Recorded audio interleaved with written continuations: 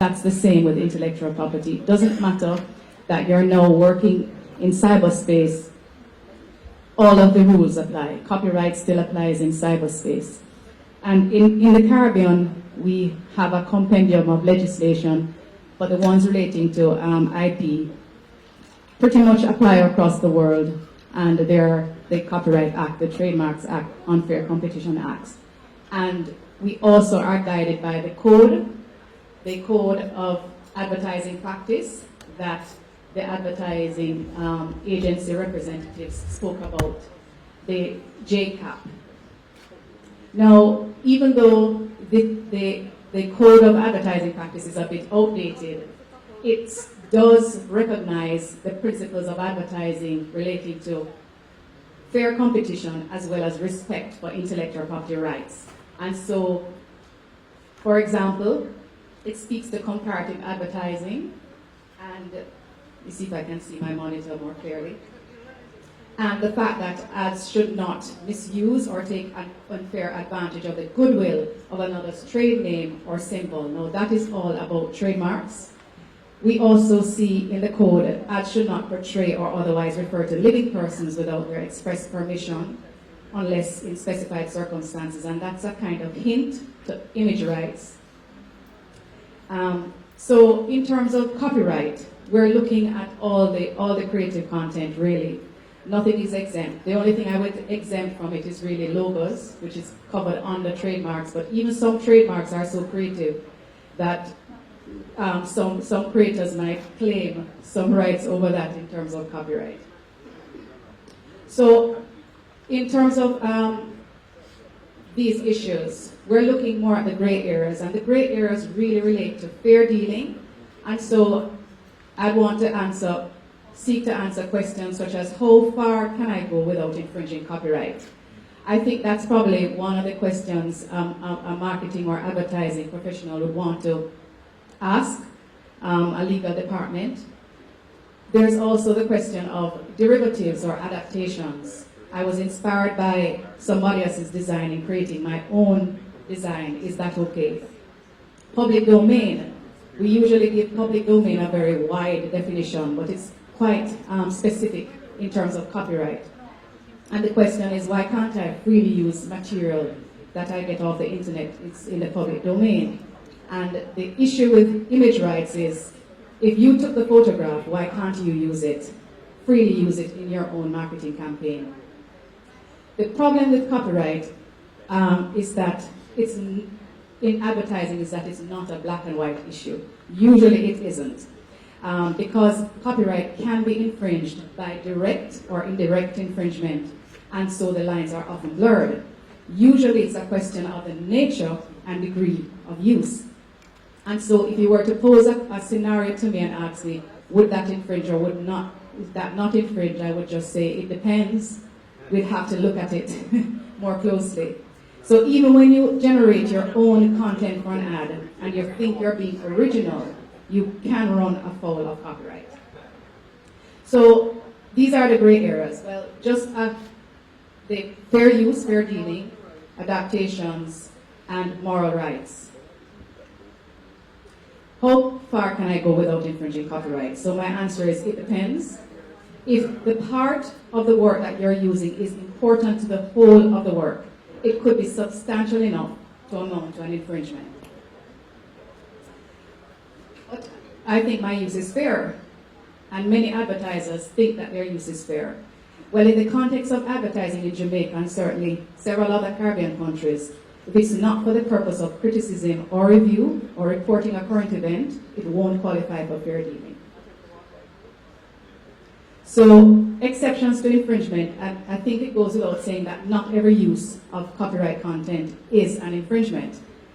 You have to be using a substantial part of it to be able to be deemed an infringement. And of course, the other part is that if your use falls within a prescribed exception, you will be exempt from liability. The problem with that is, a lot of times you only find that out when we go before a court, because you might be sued anyway with any use, depending on how vigilant the rights owner is. They might sue you even if it's not a substantial taking. So the courts have decided in our jurisdiction, UK, mainly, is that substantiality is not as much about the quantity of the work that you're using, but it's more about the quality of the part that you're taking and the importance of the rest of the work. So assessing whether the portion of a protected work used in an ad is substantial in the copyright sense is sometimes difficult. And this is definitely a gray area, and it's a part of the analysis about what is fair use or not.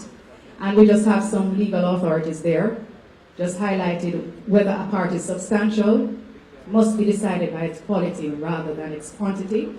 And so, more importantly, the copying of even a small portion of a work can amount to an infringement of copyright if it's important in relation to the whole work. And that assessment is usually the remit of judges. So you have your legal department look at it, and they'll give you the best advice possible. So even a few bars of music may be considered substantial. Fair use. Now, fair use and fair dealing are used interchangeably, but there are some nuanced differences. Fair dealing is used in the Commonwealth countries' laws, and it's one of the most commonly used defenses to copyright infringement. But for most Caribbean laws, the fair dealing exception only applies in relation to private study and research, criticism and review, or reporting of current events. And so an advertiser would have to see where their use fits. It won't be for private study and research. It's usually not for reporting a current event. I know that some persons would take an image of a popular athlete and say, well, we're just congratulating him, and that might, it's reporting a current event. But it might not fall within that exception. And so once the use qualifies, a court would then look at a set of factors to determine whether the dealing is actually fair. And the factors include the nature of the use, the substantiality or degree of the use, the purpose and character of the use, and the effect of your use on the potential commercial market for the work. And so if your use does not fall within this set outlined purposes, it won't qualify for fair dealing exception. And arguing about the factors, whether it's detrimental, it will be an exercise in futility. And we see that happen in some of the cases that I'll mention.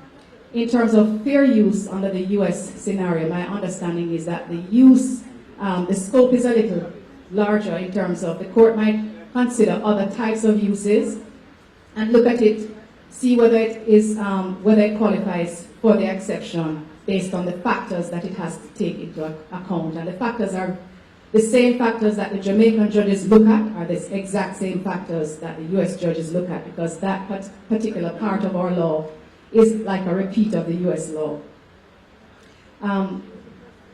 Fair dealing cases, though, suggest that the use of a competitor's artwork in comparative advertising is not considered fair dealing for the purpose of criticism and review. So, a case in point, IP Media versus News Group. The news group used the front covers of IP Media's publication to basically advertise their own. They were relaunching their magazine, and they put some of the front covers of IPC's publication and claimed that it was fair dealing for the purpose of criticism or review of IPC's magazine, and that the use was merely comparative advertising. But the judge in that case held that it did not amount to fair dealing, and that there was no evidence of the newspaper industry widely accepting that the use of copyright material in the context of comparative advertising is fair dealing. And so the judge was not persuaded.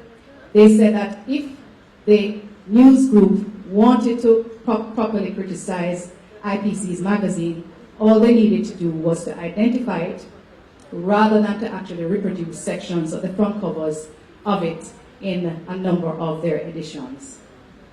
So just a quick mention of the TVJ case versus CBM. That was a good sort of landmark case.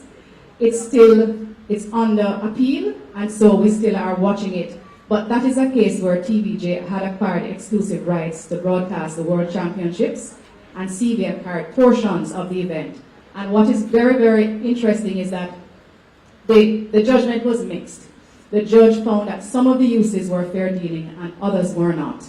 And so, for example, one of the uses that they considered fair was the use of clips by CBN in its news broadcast program, Newswatch. And one of the uses that was not fair was the showing of the video of the 100 men's finals on their program, Return to the Nest, and that was not a reporting of a current event. And so the fair dealing basically failed.